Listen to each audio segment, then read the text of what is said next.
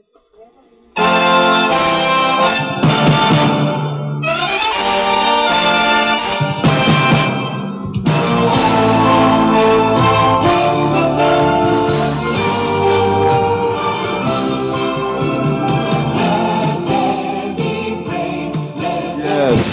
again, mga minamahal, tayo po'y nagpaanyaya na makinig sa banal na salita kay Brother Lauro Buduso ng walang bawas, walang dagdag, walang pagkapilipit at walang sariling paliwanag. Sa gabing ito, ating pong pag-usapan na patungkol sa pamahiin. Itong mga pamahiin, yung mga tao tuwing November 1, halimbawa, no, kung ano mong mga buwan, sila yung umaakit sa mga bundok upang makahanap ng mga kapangyarihang itim, no, o ano pang mga kasamaan, no, na hindi gusto ng Panginoon sa mga bagay na yan. Minsan, hindi lang mga ganun, no, mga umaakit dun sa mga bundok, sa mga pinakataas, hanapin dun yung mga ganito, ganyan, mga matanda, na may mga kapangyarihan daw, no, kapangyarihang itim, mga mahika, no, hindi gusto yung Panginoon patungkol sa mga bagay na yan. So ate pong pag-usapan yan, kundi naman sa mga school, no, sa mga college, no, mga Spirit of the Glass, no. Yung Spirit of the Glass, nung bata pa ako, siguro mga 12 years old o 13, ginawa ng kapatid ko yan Gumawa kami ng mga ganun, no? Dahil hindi ko pa alam yan. So, mga 12 o'clock, mga 12 midnight, no? Sa gabi.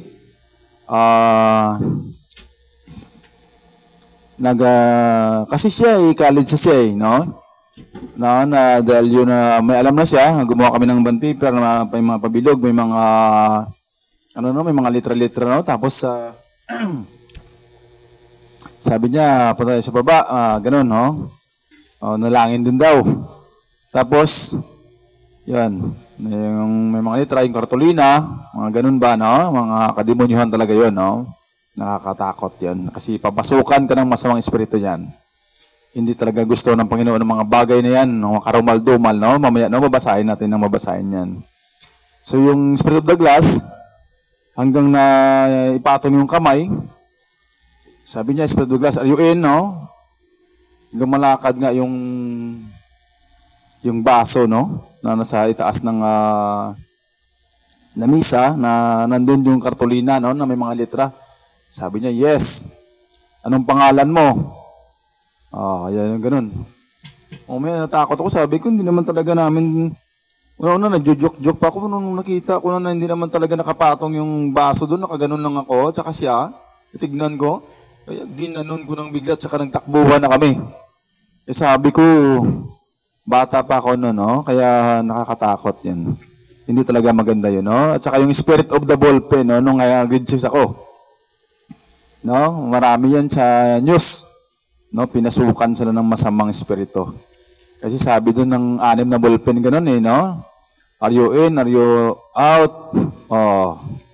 Nakakatakot talaga yun, no? Dahil papasukan ka ng masamang espiritu pag talagang tinatawag mo siya, no? Na dapat yung tawagin mo yung Panginoon, no? Yun ang tinatawag mo, tinutukso mo pa na mangyari sa iyo yun, yung mga kasamaan na yan, at magiging demon possessed ka, no? Kaya ito, pag-usapan natin ito, no? Babasa muna tayo sa Isaiah chapter 8 verse 19, no? Doon pala sa sinabi natin isa Spirit of the Glass at Spirit of the Ballpen, no? Sabi ng Panginoon sa Matthew chapter 4 verse 6-7 na huwag mong hindi mo temptation ng Diyos, no? Na magpatihulog ka dyan, nakita mo na basahin na lang natin sa Matthew muna, no? Saka yung Isaiah, no? Sa Matthew muna, Matthew chapter 4, verse 6-7.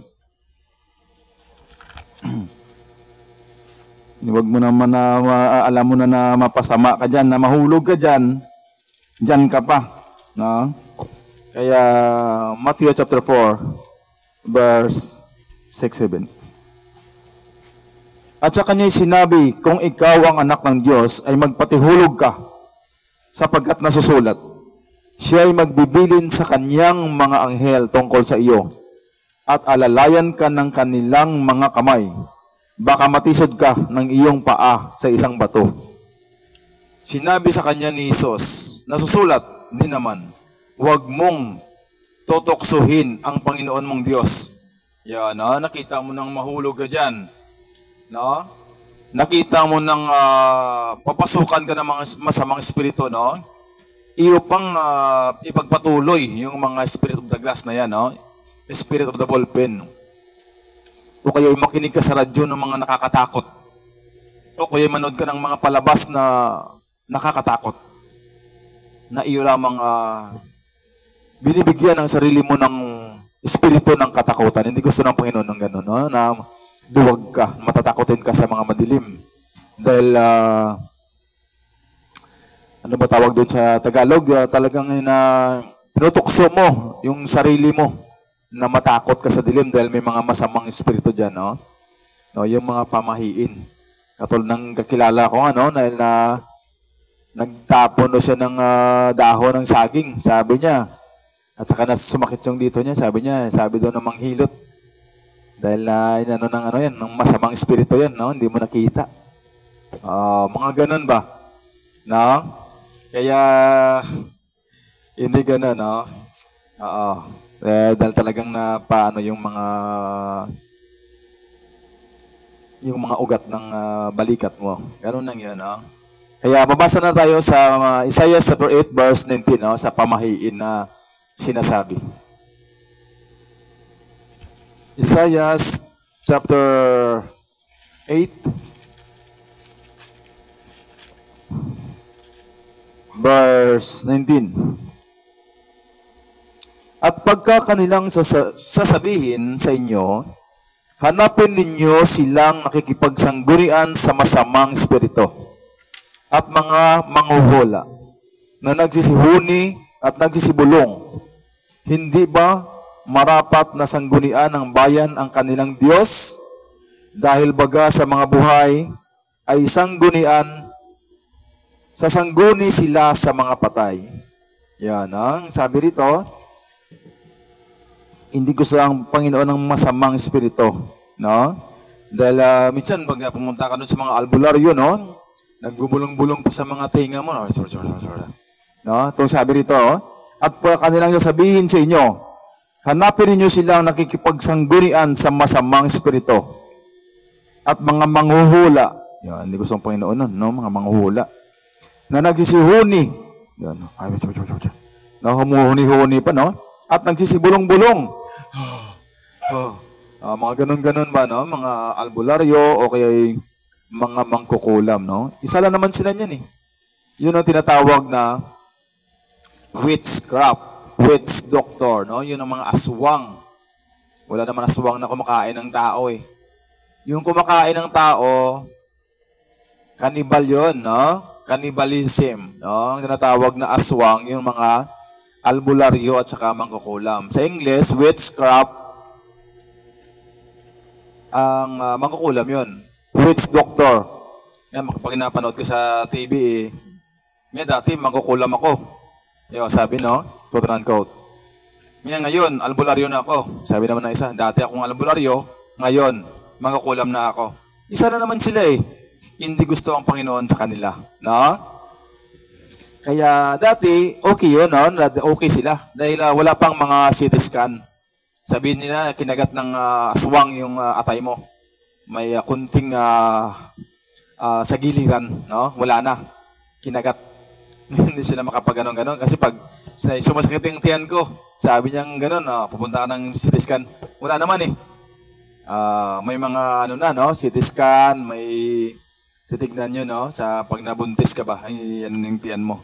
Tapos isukatin yung mga atay mo. Wala namang gano'n, no? Kaya hindi totoo yung mga gano'n, no? Dati, pagusto lang sila kung anong mga gusto nilang sasabihin. Pero ngayon, hindi na. Ito. Sa Isaiah chapter 8, verse 19, at pagka kanilang sasabihin sa inyo, hanapin ninyo silang nakikipagsanggunian sa masamang espiritu at mga manghuhula na nagsisihuni at nagsisibulong. Hindi ba marapat na sanggunian ng bayan ang kanilang Diyos dahil baga sa mga buhay ay sasangguni sila sa mga patay? Kaya itong November 1, ang sabi nga ng iba, no, All Saints Day. Yun ang sabi, no? Todos los Santos, no? Yung mga sabi-sabi, no? Kaya ang yun ang sabi, no? Pagka kanilang sasabihin sa inyo, hanapin ninyo silang nakikipagsanggunian sa masamang espiritu. No? Sabihin nila sa nun, ipagamot mo yung asawa mo doon. Doon sa pinakataas na bundok. Dahil talagang grabe yun. Hindi gusto ng Panginoon nun eh. Bakit? Pag umaling yung asawa niya, sabihin niya sa mga tao, ang galing-galing talaga ng albularyo yun. Pinagaling niya yung asawa ko. Pero pag sinabi ng albularyo na talagang mamamatay siya, kunin talaga siya ni Lord. Pag namatay, kay Lord. Pero pag gumaling sa albularyo, yung kapurihan sa albularyo, pero pag namatay, kay Lord, niya isisi ang lahat. Kaya ayaw ng Diyos yun. Hindi talaga maganda yung ganon. Kaya ang sabi ng Panginoon dito, hindi ba marapat na sanggunian ng bayan ng kanilang Diyos? Dapat ang Diyos ang sanggunion. No, hindi ang mga espiritista o ang mga albularyo. Sinasabi ng Biblia ng mga aswang, no? Sila yung mga aswang, no? Ang kumakain ng cake naman talagang kinakain ng mga aswang yan eh. Hindi naman talaga yung tao, no? Kasi kumakain ng tao, ng atay o ano, ay mga cannibal yon. Cannibalism ang tawag doon. Kaya nga ang sabi dito, no, ulitin ko na lang, no, at pagka kanilang sasabihin sa inyo, hanapin nyo sila nakikipagsangunian sa masamang espiritu at sa mga manghuhula na nagsihuni at nagsisibulong. Hindi ba marapat na sanggunian ng bayan ng kanilang Diyos? Dahil baga sa mga buhay ay sasangguni sila sa mga patay. Yan, no? Kaya minsan pag may namatayan pag humuni yung mga kaldero, sabi mo, nandiyan na, bumalik, no? After 3 days, bumalik. Ayun, no? Pating kaldero na talaga dapat yung gumalaw nun, yung daga no? Tsaka naghangin yung kurtina. Yun, takot na takot ka na. Kasi yan, kasi kapapaniwala ng mga, isa ito, yung mga Katoliko, no? Yung talagang tinuturuan ng maigi ang mga tao. Walang alam, no? Kaya pag naghangin, pag naglagapok ng mga pinto, yon. Kaya ang sabi kagad, ipanalangin niya ng siyam-siyam. Yon. Ando na, no? Hindi talaga maganda. Kasi patay na yun eh. Wala na talagang function yun dito sa mundo. Ayon sa Job chapter 9, verse 5-6. No? Ang namatay, wala nang alam dito sa ilalim ng mundo. No? Ayon sa Ecclesiastes chapter 9 verse 5-6. Ayun, no? Kaya no, ito rin, no, magbasa rin tayo, no? Kaya 'yun ang gusto nila, no? Ginapa-istorya yung gusto nilang kausapin pala yung patay, no? Kaya punta sila sa espiritista. No, ito sabi nito, pag kanilang sasabihin sa inyo, hanapin niyo sila nakikipagsanggulian sa masamang espiritu. Sabi nila, gusto ko yung namatay kong tatay, gusto kong kausapin. Yun, kaya sasangguni sila sa masamang espiritu. No, sabihin nila masamang espiritu, ipagtiri kita ng kandila. Mahal-mahal pa naman ng kandila, no? Ayun, kaya hindi maganda yun, hindi gusto ang Panginoon. Na dapat ang sanggunian, ano ang sanggunian? Hindi ba marapat na sanggunian ng bayan ang kanilang Diyos? Dapat ang Diyos ang sanggunian natin, no? Hindi yung mga espiritista, hindi gusto ang Panginoon sa mga bagay na yan. Sa Deuteronomy chapter 18 verse 9-12. Deuteronomy chapter 18 verse 9-12. Pagpasok mo sa lupain na ibibigay sa iyo ng Panginoon mong Diyos, ay huwag kang mag-aral mag-aaral gumawa ng ayon sa mga karumaldumal na mga bansang yaon. 10. Huwag makasumpong sa iyo ng sinumang nagpaparaan sa apoy ng kanyang anak na lalaki o babae o nanguhula o nagmamasid ng mga pamahiin o inkantador o manggagaway o inkantador ng mga ahas na nakikipagsanggunian sa masamang espiritu o mahiko o sumasangguni sa mga pataya. Sapagkat sino mang gumagawa ng mga bagay na ito ay karumaldumal sa Panginoon. At dahil sa mga karumaldumal na ito, ay pinalalaya sila ng Panginoon mong Diyos sa harap mo. Ayun, hindi gusto ng Panginoon, no? Sa mga bagay na ito, no? Ano tong mga bagay na ito? No? Sabi dito, pagpasok mo sa lupain na ibinigay sa iyo ng Panginoon mong Diyos, ay wag kang mag-aral gumawa ng ayon sa mga karumaldumal na mga bansang yaon, no? Huwag kang mag-aral. Huwag kang mag-aaral gumawa ng ayon sa mga karumaldumal na mga bansang yaon. Ano ba yung mga karumaldumal na mga bansang yaon, no? Huwag makakasumpong sa iyo ng sinumang nagpaparaan sa apoy ng kanyang anak na lalaki o babae o nanguhula o nagmamasid ng mga pamahiin o inkantador o manggagaway. Ayaw ng Panginoon, no? O inkantador ng mga ahas na nakipagsanggunian sa masamang espiritu o mahiko o sumasangguni sa mga patay. Yan, no? Kaya nga November 1 ngayon, kaya nga ito yung ating pag-aralan. Kasi sumasangguni yung mga tao sa mga patay, no? Kaya minsan ipapanalangin pa ng siyam-siyam, no? Hindi talaga maganda yun, no? Hindi talaga maganda yun. Kasi wala namang kamuluhan yun, eh. Kaya gusto talaga ng mga agimat, no? No, kaya hindi maganda 'yun. Hindi ayaw ng Panginoon sa mga bagay na 'yun.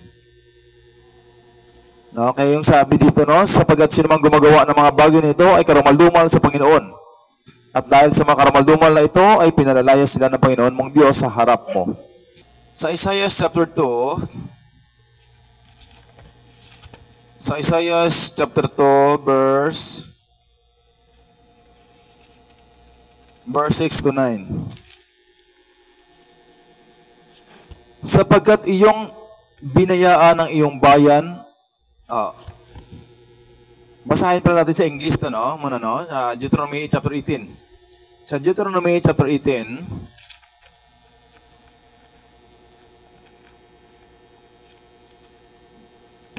Deuteronomy chapter 18 verse 9 to 12.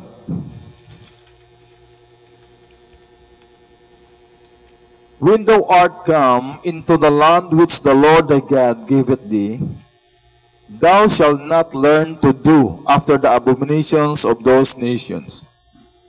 10. There shall not be found among you anyone that maketh his son or his daughter to pass through the fire, or that useth divination, or an observer of times, or an enchanter, or a witch, or a charmer, or a consulter with familiar spirits, or a wizard, or a necromancer. For all that do these things are an abomination unto the Lord. And because of these abominations, the Lord thy God that drive them out from before thee. For all that do these things are an abomination unto the Lord. And because of these abominations, the Lord thy God that drive them out from before thee. Ayaw talaga ng Panginoon ng mga bagay na yan, nasangguni sa mga pamahiin o sa mga encantador o espiritista na gusto mong kausapin yung mga patay, no? Na masama yan sa paningin ng Panginoon. Dapat ang sangguniin mo ang Diyos. Hindi ka tawagin mo pa yung patay. Hindi naman talaga yung patay ang tinawag mo, eh. Si Satanas naman yun, no? Kasi wala na yun, wala nang alam yun sa ilalim ng araw, no? Ang patay. Sa Isaiah chapter 2, pag nasangguni ka sa mga patay, si Satanas yung tinatawag mo na gusto mong kausapin.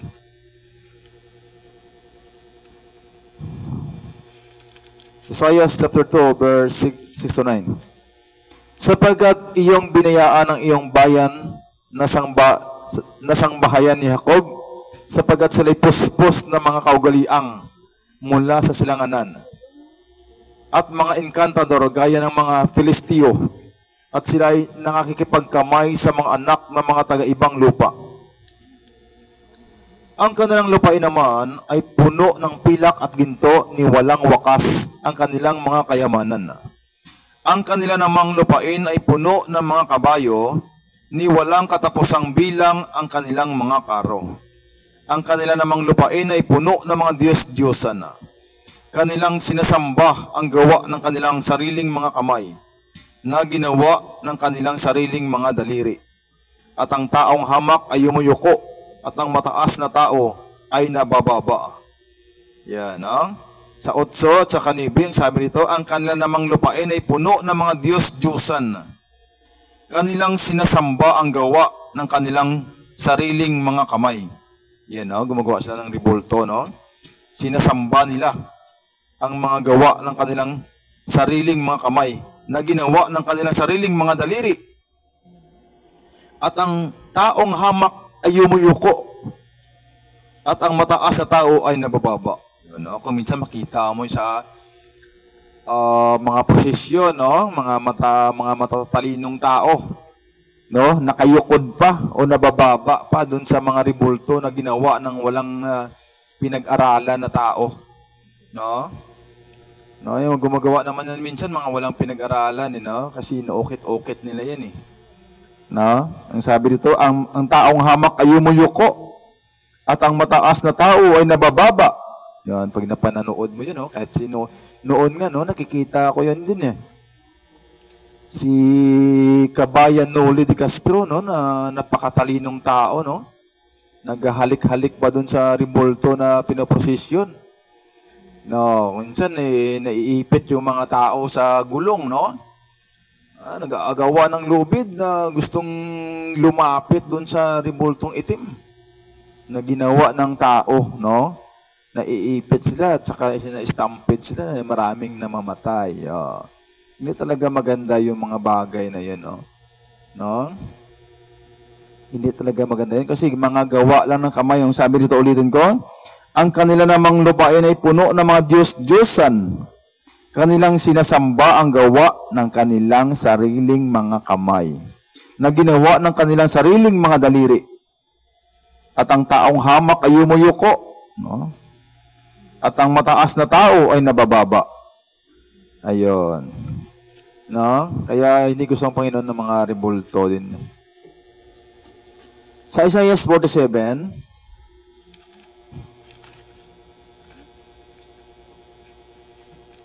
sa Isaiah 47 verse 12. Verse 12 to 14. Tumayo ka ngayon sa iyong mga engkanto at sa karamihan ng iyong panggagaway na iyong ginawa mula sa iyong kabataan, marahil makikinabang ka, marahil mananaig ka. Ikaw ay yamot sa karamihan ng iyong mga payo. Magsitayo ngayon ang nangaguhula sa pamamagitan ng langit at ng mga bituin, ang mga mangingilala ng tungkol sa buwan, at silang magligtas sa iyo sa mga bagay na mangyayari sa iyo. Ayan, Narito, sila'y magiging gaya ng pinagputulan ng trigo. Ayun, ano ba yung mga pinagputulan ng trigo, Mga wala na yan, Susunugin sila ng apoy. Sila'y hindi makaliligtas sa bangis ng liyab. Hindi babaga na mangagpapainitan o magiging apoy na maupuan sa harap. Yun, yung pakinabangan, Hindi naman pwedeng hindi babaga na pagpapainitan o magiging apoy na maupuan, Maupo ka dyan para magpapainit-init. Pagkasunog, mamaya wala na. Hindi mapakinabangan. Ulitin ko, no? Sa 12 to 14. Tumayo ka ngayon sa iyong mga engkanto at sa karamihan ng iyong panggagaway na iyong ginawa mula sa iyong kabataan. O, bata pa, naniwala na kasi pa sama ng sama doon sa tatay niya, no, na naniwala rin. No? Bata pa. Kaya lumaki na siya, hindi pa niya inalam ng mga bagay na yan ay masama sa paningin ng Panginoon. Kaya nga tayo nag-aaral dito para malaman natin mga bagay na ito, no? Na ang mga pag-aalbularyo, mga mangkukulam, mga hindi gusto ang Panginoon sa mga bagay na yan, no? Ang sabi nito, tumayo ka ngayon sa iyong mga engkanto at sa karamihan ng iyong panggagaway na iyong ginawa mula sa iyong kabataan. No? Ginawa yan mula pagkabataan kasi yung tatay niya ganun din, no? Kaya sama din siya doon. Marahil makikinabang ka, marahil mananaig ka. Ikaw ay yamot sa karamihan ng iyong mga payo. Magsitayo ngayon ang manghuhula ng ano? Manghuhula sa pamagitan ng langit. Yun, no? Try manghuhula ng langit. Yun, pumupula naman yung langit, no? Dumidilim na naman. Ganito ganyan, no? Kaya daming alam, no? Yun ang kanilang nagsitayo ngayon ang nanganguhula sa pamagitan ng langit at ng mga bituin. Yun, mga bituin daw, no? Nagporma ng mga rosaryo. Sabi rito, ang mga mangingilala ng tungkol sa buwan. Yun, malaki na naman ang buwan. Mamaya, lalabas na naman yung mga ganon-ganon ba, no? No, lalo na yun sa mga probinsya, sa mga bundok mo. Yun, no? Tinatakot na lang yung mga bata. Para isa din sa mga purpose yung mga bata, hindi naman yung gala ng gala, no? Para pag natakot sila, hindi na sila makagala, hindi na makapagnakaw kung ano pang mga gawain na masama rin, no? Sa batas ng tao. At siyang magligtas sa iyo sa mga bagay na mangyayari sa iyo. Narito sila'y magiging gaya ng pinagputulan ng trigo. Kaya nga, no, walang kamuluhan ng mga bagay na yun, no? Kasi narito sila'y magiging gaya ng pinagputulan ng trigo. Susunugin sila ng apoy. Sila'y hindi makaliligtas sa bangis ng liyab. Hindi babaga na magpapainitan o magiging apoy na maupuan sa harap. Yan, hindi mapakinabangan, no? Kaya kaya yun ang mga isa doon sa mga guhit ng palad, no? Sabihin ng manghuhula, no? Tingnan ko yung kampalad mo. Yun ito, makapag-asawa ka, tapos sabihin sa'yo ng mga ganito ganyan, no? Para naman pagpirahan ka, no? Daming alam. Grabe talaga siya manghula. Pag tinanong mo, ano ba yung lalabas sa luto? Hindi niya alam. Yung dito lang daw. Sa palad lang daw, no? Sa guhit lang daw ng palad yung alam niya na mahuhula niya. Kaya hindi talaga mapaniwala. Walang kabuluhan mga bagay na yan. Sa 1 Peter chapter 3 verse 10 to 12. Sa 1 Peter chapter 3 verse 10 to 12. Sapagkat ang magnais umibig sa buhay at makakita ng mabubuting araw ay magpigil ng kanyang dila sa masama. At ang kanyang mga labi ay huwag magsalita ng daya. At tumalikod siya sa masama at gumawa ng mabuti. Hanapin ang kapayapaan at kanyang sundan. Sapagkat ang mga mata ng Panginoon ay nasa mga matuwid. At ang kanyang mga pakinig ay sa kanilang mga daing. Ngunit ang mukha ng Panginoon ay laban sa mga nagsigawa ng masama. Dahil masama yung mga pagpunta doon sa mga albularyo at sa mga kulam. At saka mahika, ano ba yung mga binasa natin kanina nung una, no? Yung mga pagrebolto, no? Hindi gusto ng Panginoon noon. Kaya ang sabi dito,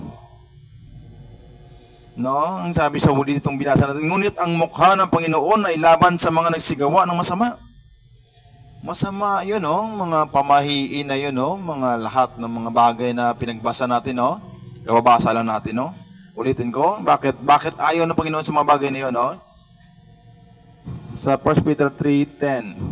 Sapagkat ang magnais umibig sa buhay at makakita ng mabubuting araw ay magpigil ng kanyang dila sa masama at ang kanyang mga labi ay huwag magsalita ng daya at tumalikod siya sa masama at gumawa ng mabuti.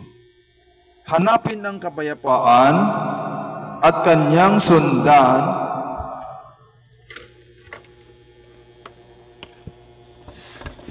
ayan at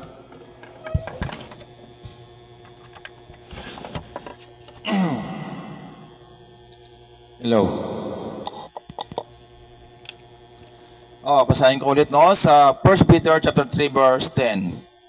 Sapagkat ang magnais umibig sa buhay at makakita ng mabubuting araw ay magpigil sa kanyang dila sa masama at ang kanyang mga labi ay huwag magsalita ng daya at tumalikod siya sa masama at gumawa ng mabuti. Hanapin ang kapayapaan at kanyang sundan. Sapagkat ang mga mata ng Panginoon ay nasa mga matuwid at ang kanyang mga pakinig ay sa kanilang mga daing. Ngunit ang mukha ng Panginoon ay laban sa mga nagsigawa ng masama. Mga nagsigawa ng mga pagpunta doon sa mga mahiko, sa mga encantador, sa mga witchcraft, sa mga albularyo at mangkukulam. Hindi gusto ng Panginoon. Ngunit ang mukha ng Panginoon ay laban sa mga nagsigawa ng masama, nagsigawa ng mga kasamaang yaon. Yun, Hindi gusto ng Panginoon nun. Sa Episode 12,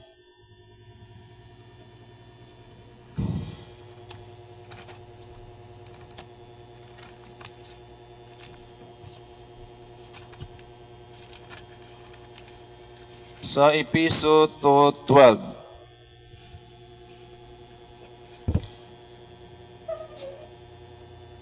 umpisa natin sa 11. Kaya nga alalahanin nyo na kayo noong una, mga hintil sa laman. Tinatawag na di pagtutuli, niyaong tinatawag na pagtutuli sa laman na ginawa ng mga kamay. Na kayo ng panahong yaon ay mga hiwalay kay Kristo, na mga di kabilang sa bansa ng Israel at mga taga-ibang lupa tungkol sa mga tipan ng pangako na walang pag-asa at walang Diyos sa sanglibutan. Kasi noong unang panahon, ang kaligtasan ay para sa mga taga-Israel, Dahil sa kanilang mga tigasan ng ulo, kaya ang kaligtasan para na sa lahat, Kaya mabasa natin dito, kaya pasalamatan natin sila, Dahil sa katigasan ng mga ulo nila. Na sabi dito sa 12, na kayo ng panahong yaon ay mga hiwalay kay Kristo, na mga di kabilang sa bansa ng Israel at mga taga-ibang lupa tungkol sa mga tipan ng pangako na walang pag-asa at walang Diyos sa sanglibutan. Walang pag-asa tayo. Tayong mga hintil, Sa 13, datapwat ngayon kay Kristo Jesus. Kayo noong panahon ay nalalayo, ay inilapit sa dugo ni Kristo. Kaya thank you Lord, tayo may pag-asa na dahil sa dugo ni Hesus Kristo. Kaya nga alalahanin natin ng mga hintil, na tayo mga hintil, na tayo yung mga walang Diyos, mga walang pag-asa at walang Diyos sa sanglibutan. Sa Roma chapter 7,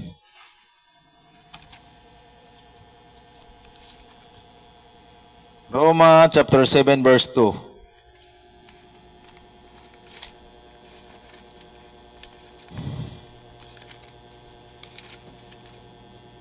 Sapagkat ang babae na may asawa ay itinali ng kautusan sa asawa, samantalang ito ay nabubuhay. Datapwat kung ang asawa ay mamamatay, ay kalag na sa kautusan ng asawa. Kaya nga pag namatay na, dahil ito yung topic natin, kaya nga sa batas din, ng pag-asawa, na sapagkat ang babae na may asawa ay itinali ng kautusan sa asawa, samantalang ito ay nabubuhay. Datapwat, kung ang asawa ay mamatay, ay kalag na sa kautusan ng asawa. No? Kaya pwede na siya makapag-asawa ulit pag namatay na. Pero kung buhay pa, hindi pa siya pwedeng makapag-asawa dahil karumal-dumal yan sa Panginoon. Na, hintayin niya munang mamatay, pero pangit naman yun, no, na hintayin munang mamatay, no? Hindi maganda yan. Sa Jeremias 44, Jeremias 44 verse 28-29. At ang makatanan sa tabak ay magbabalik sa lupain ng Huda, na mula sa lupain ng Ehipto na kaunti sa bilang, at ang buong nalabi sa Huda na pumasok sa lupain ng Ehipto na ng ibang bayan doon ay makakaalam kung kaninong salita ang mananayo, kung akin o kanila. Yan ang sabi ng Panginoon, no? Kaya ang sabi rito, at ang mga makatanan sa tabak ay magbabalik sa lupain ng Huda na mula sa lupain ng Ehipto na kaunti sa bilang, at ang buong nalabi sa Huda na pumasok sa lupain ng Ehipto na ng ibang bayan doon ay makakaalam kung kaninong salita ang mananayo, kung akin o kanila. Yan, kasi matigas ang ulo ng mga taga-Israel, no? Kaya kuminsan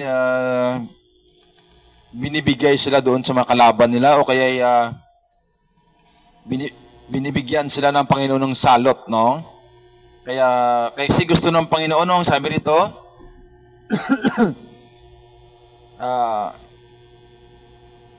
ay makakaalam kung kaninong salita ang mananayo, kung akin o kanila.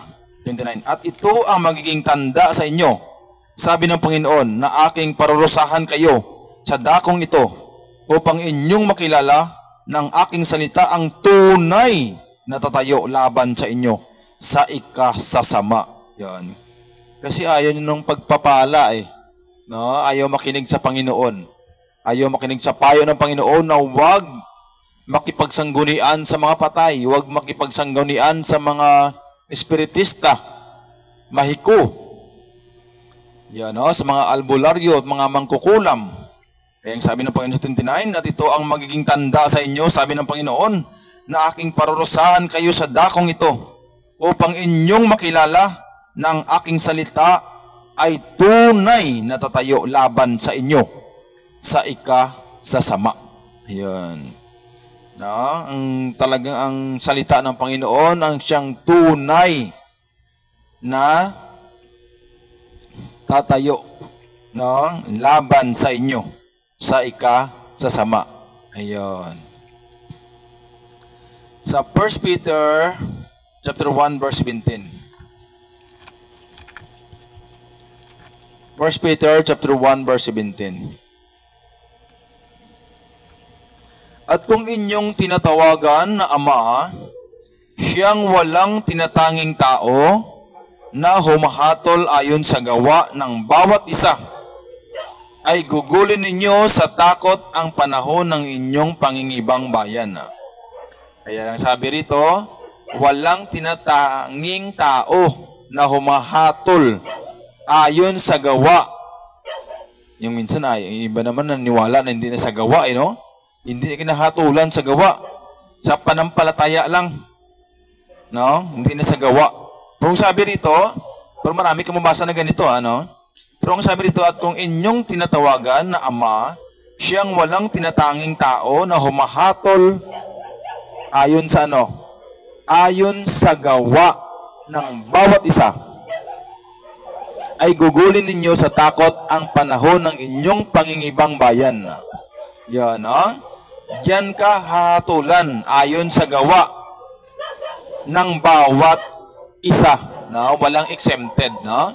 Diyan ka hatulan, no? Sa iyong mga gawa. Kung panay naman ang punta mo doon, no? Kung panay naman ang punta mo doon sa mga espiritista, o kaya sa mga albularyo at mangkukulam, kaya diyan ka hatulan ng Panginoon, no? Kasi ang Panginoon ay walang tinatanging tao na humahatol ayon sa gawa ng bawat isa, ay gugulin ninyo sa takot ang panahon ng inyong pangingibang bayan. Yan, ha? Ng ibang bayan ka pa para lang pumunta doon kung saan-saan, no? Sa mga bundok. para lang mapuntahan mo doon ng makapangyarihang albularyo daw, no? Na siyang gagaling sa dahil kinulam daw yung kung sino-sino man na kasama mo. Kinulam, no? Punta ka sa albularyo. Hindi mo alam yung albularyo at magkukulam, isa lang. Yan, no? Kaya huwag kang matakot dyan sa kanila, no? Dahil dapat sasangguni ka sa Diyos. No? Hindi ka sasangguni sa mga bagay na iyan, no? Sa Kawikaan 19, no? Sa Kawikaan 19.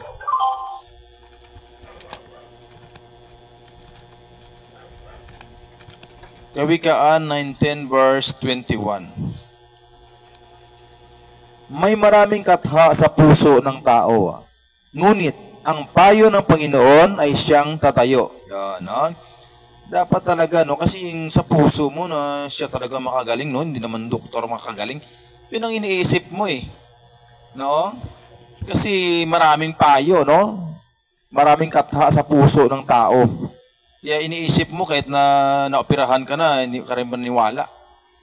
No? Dahil ang pinapaniwalaan mo, yun talaga ang albularyo. Yun talaga makagaling sa akin. Doon akyat tayo doon sa bundok na yun. Yan, no? Kaya ang sabi nito, may maraming katha sa puso ng tao. Ngunit ang payo ng Panginoon ay siyang tatayo. Yan, no? Papayuhan ka na pumunta doon, no? Dahil nakulam. Yan, yung sabi nga, no? Dahil sabi din ng iba na inaswang yung kasama niya. Kaya wala yun, no? Hindi yun maganda, no? Ayaw ng Panginoon ng mga bagay na yun, no? Kaya pasalamatan natin ng Panginoon, no? Dahil tayo po'y aral naman, no? Ng pamahiin, no? Ulitin natin, no? Review natin ng konti. Parte sa spirit of the glass, no? Huwag mga bagay na gawin yun. Dahil papasukan ka ng mga masamang espiritu.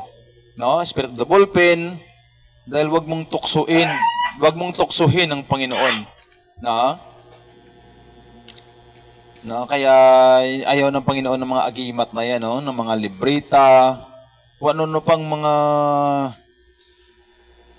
kasamaan, no? Mga encantador, mga kung ano mga agimat. Ayaw ng Panginoon ng mga bagay na yun, no? Kaya, yung mga guhit ng palad, no? Mga ano ba yun? Mga scorpion, mga Sagittarius. Ano ba yan? Ayaw ng Panginoon, no? Kaya minsan, yung mga kwintas mo, yung mga singsing mo, no? May mga tatak ng ahas o kaya ng dragon, no? Kasi ang dragon at ang ahas ay si Satanas. Yun ang symbol niya. Kaya gulat ka na nabubuisit yung buhay mo dahil yung mga kalendaryo mo yung mga dragon, no? Ang dragon at ang ahas ay si Satanas, no? Saka natin basahin yan. Pero mayroon talaga yan, no? Kaya hindi gustong Panginoon sa mga bagay na yun, no? Minsan yung mga damit mo, tignan mo yun, no? Kasi ayaw ng Panginoon, no? Hindi mo alam yun pala may mga bagay pala sa loob ng bahay mo na hindi maganda. Ayaw ng Panginoon, no? Kaya tayo po yung magpasalamat na naman, no? Na tayo nakapag-aral naman ng patungkol sa mga aral ng Panginoon, no? Na ayaw ng Panginoon sa mga bagay na yon, no? Ang pag-albularyo, pag-espiritista, mga mahiko, mga agimat, mga pamahiin yan, ayaw ng Panginoon nun. So, thank you, Lord, no?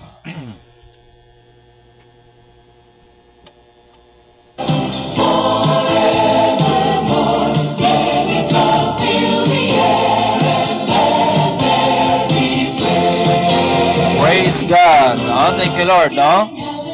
Tayo po ay natutunan naman at tayo nakapakinig ng mga salita ng Panginoon. At by the Church of Jesus Christ, the Lord and Savior, the Remnant, ang nagsasabi. God bless everyone. God bless Palapensa. Always smile and always remember, Jesus loves us.